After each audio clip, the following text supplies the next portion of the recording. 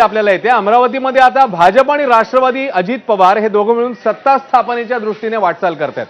सत्ता स्थापनेच्या हालचालींनी वेग घेतलाय। चंद्रशेखर बावनकुळे आणि प्रफुल्ल पटेल यांच्यामध्ये फोनवर चर्चा झाली आहे। सूत्रांची माहिती आहे अमरावतीत भाजप आणि राष्ट्रवादीकडून सत्ता स्थापनेच्या दृष्टीने हालचाली बघायला मिळतात, पावलं टाकण्यात येत आहेत, कारण दोन प्रमुख नेते ज्यांच्यात फोनवर चर्चा झाल्याचं सूत्रांचं म्हणणं आहे। अमरावतीत भाजपचे 25 आणि राष्ट्रवादीचे 16 उमेदवार जिंकलेले आहेत, त्यामुळे एकत्रित सत्ता भाजप युवा स्वाभिमानीला सोबत घेणार की शिवसेनेला, हा मात्र आता प्रश्न आहे। कारण अमरावतीत भाजप आणि राष्ट्रवादीकडनं सत्ता स्थापनेसंदर्भात हालचाली बघायला मिळतात।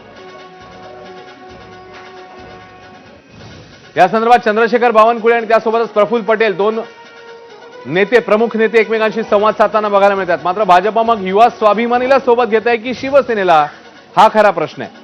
भाजप आणि राष्ट्रवादीकडनं तर प्रमुख मोठ्या जागा त्यांनी जिंकल्या असल्यामुळे सत्ता स्थापनेच्या दृष्टीने आता पावलं टाकलेली आहेत।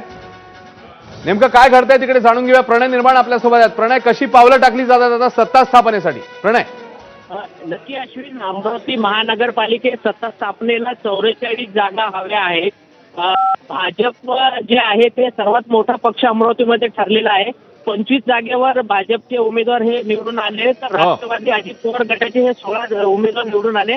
त्यामुळे चंद्रशेखर बावनकुळे जे अमरावतीचे पालकमंत्री आहेत त्यांनी आणि राष्ट्रवादीचे नेते प्रफुल्ल पटेल यांच्या फोनद्वारे चर्चा झालेली आहे सत्ता स्थापनेसाठी, अशी माहिती आपल्याला सूत्रांकडून मिळाली आहे। त्यामुळे उद्या जवळपास यांची एक बैठक होणार आहे अशी सुद्धा आपल्याला माहिती मिळाली ना अमरावतीमध्ये। त्यामुळे सत्ता स्थापनेसाठी जे 44 जागा लागतील, परंतु 3 जागा अजूनही कमी आहे। आता युवा स्वाभिमान पार्टी जे आहे त्यांचे सुद्धा 11 उमेदवार हे जवळपास निवडून आल्याची माहिती आहे। त्यामुळे युवा स्वाभिमानला सुद्धा सोबत घेऊ शकतात भाजप, अशी आपल्याला सूत्रांकडून माहिती मिळेल। परंतु राष्ट्रवादी आणि भाजप या दोघांची सत्ता स्थापनेकडे जी बोलणी आहे ती सुरू झाली आहे। अश्विन, धन्यवाद प्रणय या सगळ्या सविस्तर माहितीबद्दल। तेव्हा प्राथमिक बोलणी सुरू होताना दिसत आहेत अमरावतीमधल्या सत्ता स्थापनेच्या दृष्टीने बावनकुळे प्रफुल्ल पटेल यांच्यामध्ये चर्चा झाली।